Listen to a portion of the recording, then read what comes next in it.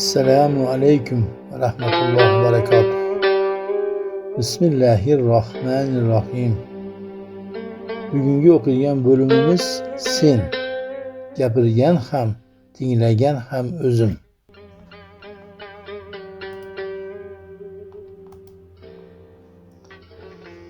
Kimdir yelkamga qoqib uyg'otdi.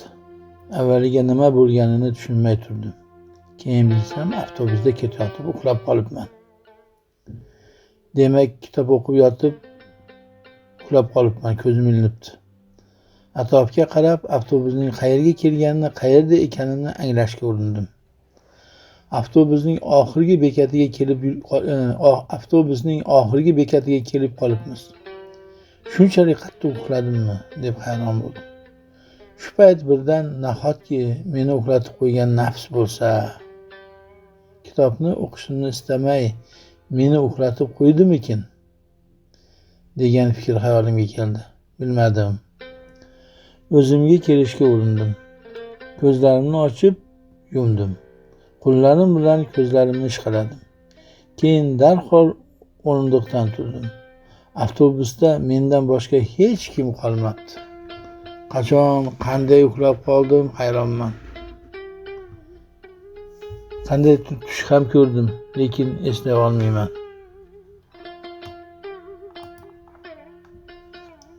Avtobusdan tushdim. Kallam g'ovlab ketgan. O'qigan sahifalarim uchunmi yoki o'ksirab turganim uchunmi aniq bilmayman. Boshim chidab bo'lmaydigan darajada og'riyapti. Qornim ochib, oshqozonim tatalay boshladi. Hayolimda esa kitobdan esimda qolgan jumlalar uchib yuribdi. Yana yurib ketdim.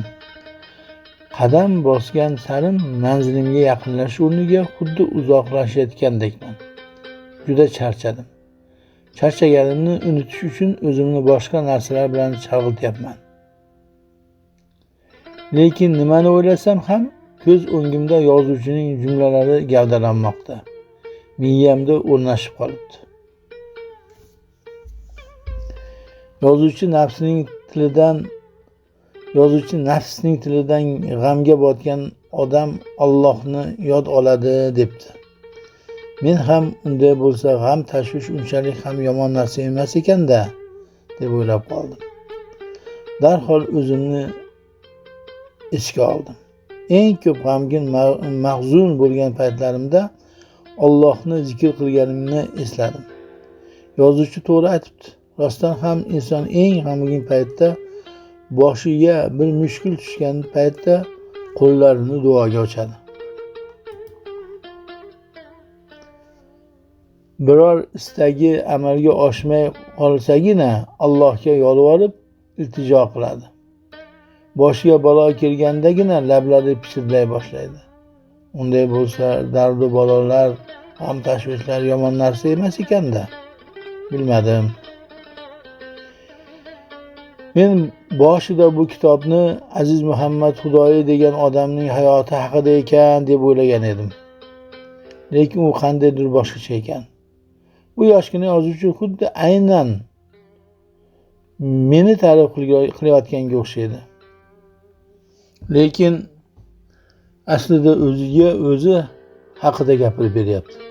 Men esa nafs gapirganda xuddi o'zimning ovozimni eshitayotgandekman. Gapirgan ham menman, tinglagan ham menman. Tavba. Hali ham yurib ketyapman. Lekin shuni his qildimki, tasodifan olgan mana shu kitobim men bilan gaplashtiryapti. Avtobusdan tushganimdan beri o'zim bilan o'zim gaplashib ketyapman-ku axir. Lekin bularning qaysi biri nafsning ovozi? Kitobda nafs biror xayrli ish qilmoqchi bo'lganingda seni men aynitaman deyapti. Rostdan shundaymi? To'g'rimi shu gap? Ishimda har xil ovozlar aylanib yuribdi. Boshim g'ovlab, miyam achib ketdi to'g'risi. Bu kimligi noma'lum yosh yozuvchi o'zicha bir narsalarni to'qibdi. Men bo'lsa shunga boshimni qotirib yuribman. Nimalar qilyapman o'zi, dedim o'zimga o'zim. Keyin birdan o'ylab qoldim. Bu ovoz nafsning ovozi emasmikin? Kitobni o'qishimni istamayaptimi? Meni kitobdan aynitishga harakat qilyaptimi? Aqlim xiralashyapti. Fikrim tarqoq. Tushunmayapman. Lekin yozuvchi bu kitobni nima uchun yozgan bo'lsa ham maqsadiga erishibdi. Kitob meni o'ylashga majbur qildi. Yana boshqa avtobusga chiqishga hech qanday kuchim, madorim qolmadi. Ham charchadim, ham juda qornim ochdi. Hayolim esa hali ham tarqoq. Yo'l chetida turgan taksilardan biriga o'tirdim. Taksining ichi moviy chiroq nuri bilan qoplangan. Haydovchiga boradigan manzilimni aytdim. Yo'lga tushdik. Quloqlarim ostida radio yangrayapti. Yana ko'zim ilina boshladi. Radiodagi jizillagan ovozlar bir ozdan keyin ma'noli tus ola boshladi. Negadir bu nayning ovozi ekanini keyinroq bildim. Jilmayib qo'ydim. Chunki men tasodif degan narsani yoqtirmayman. Surprizlarni o'lgudek yomon ko'raman. Rejasi tuzilmagan hech bir lahzani yashashni istamayman. Lekin buni qarangki, bugun bo'lib o'tgan barcha voqealar tasodif mevasi edi.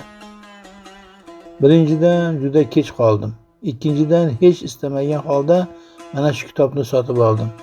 Kitobni sohil bo'yida choy ichib o'tirgan joyimda unutish o'rniga uni istamay bo'lsa ham o'qiy boshladim. Endi esa miyamda kitobdagi jumlalar va nayning ovozi aylanib yuribdi. Yana nafs haqida o'ylayapman. Rostdan ham nafs yozuvchi aytgandekmikin yoki boshqamikin? Bilmadim. Uyga borib yana o'ylash kerak. Agar yozuvchi aytgan gaplar yolg'on bo'lsa, unda bu kitobni bir chekkaga surib qo'yishim kerak. Chunki agar shunday bo'lsa, bu kitobga hojat qolmaydi. Ishimda shunday qaror qildim. Qosh qorayganiga 1 soat yoki undan ko'proq bo'ldi. Soatlab piyoda yurganimga, necha soatdan beri ko'chada ekanimga o'zim ham ishona olmayapman. Va nihoyat uyga keldim. Surara zinadan chiqdim. 2-qavatga ko'tarilib, uyimning eshigi oldida to'xtadim. Kalitni olish uchun qo'limga sumkani oldim. Yo'q, cho'ntagimga soldim. Kalitni shu cho'ntagimda deb o'ylagan edim, yo'q ekan. Boshqa cho'ntagimga qarasam, u yerda ham yo'q. Kalit kurkamda ham, shimimning hech qaysi cho'ntagida ham yo'q edi. Sumkaga dadur deb unga ham qaradim. Yana bir bora eng kichkina cho'ntagimgacha qaradim. Kalit yo'q edi. Topa olmaganim sari asabiylasha boshladim. Sumkaning ichidagilarni shartta yerga ag'darib, bitta qarab chiqdim. Kalit yo'q edi. Kuni bilan bo'lib o'tgan kutilmagan tasodiflar voqealariga yana bittasi qo'shildi. Zaxirada yana bitta kalitim bo'lmaganiga, qo'shnilardan birortasiga ham berib qo'ymaganimga juda pushaymon bo'ldim. Beradigan, ishonchli odamning yo'qligini o'ylab esa battar g'amgin bo'ldim. Lekin boshqa choram yo'q edi. Noiloj chilangarga qo'ng'iroq qildim. 1 soatdan keyin kelar ekan, kuta boshladim.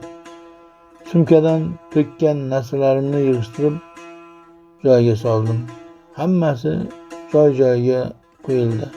Keyin zinaga o'tirib, devorga suyanib, odam shunchalik ham bo'ladimi, o'zimga o'zim jahl qildim. Birdan kitob esimga tushdi. Aslida umuman kitob o'qigim kelayotgani yo'q edi. Lekin qiladigan boshqa ishim ham yo'q-ku.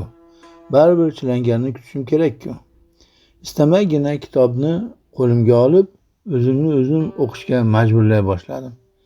Kitob nima haqida ekaniga qiziqyapsanmi desangiz, albatta qiziqyapman. Lekin baribir kitobni majburan vaqt o'tkazish uchun o'qiyotganim yoqmayapti. Xullas kitobni yana o'qiy boshladim. Do'stlar, shu yerda to'xtatamiz. Keyingi videoda qolganini o'qishni boshlayman. Keyin malol kelmasa, albatta shu laykdan bosib, podpisatsiya qilib qo'ysanglar, ko'proq odamlar eshitardi balkim. Sizlardan Alloh rozi bo'lsin.